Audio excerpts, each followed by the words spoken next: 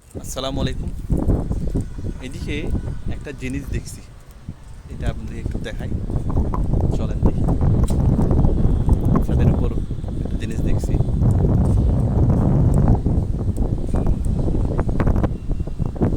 গরমের যে ভয়াবহতা, দেখুন।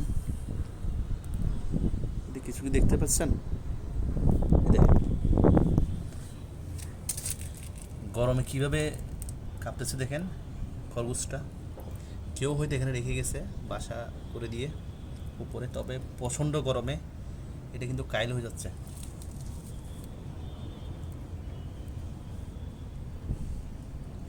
তো এই গরমের মধ্যে এটা আসলে এখানে রাখে যাওয়া উচিত হয় নাই, যারাই রেখে গেছে। যেহেতু অসম্ভব গরম, এত গরমের মধ্যে এটা বাসায় রাখা উচিত ছিল। দেখতে পাচ্ছেন, প্রচণ্ড গরমের মধ্যে কিন্তু এটা এখানে আছে, গরমে কিন্তু কাঁপতেছে এটা। তো ভিডিওটি ভালো লাগলে শেয়ার করবেন।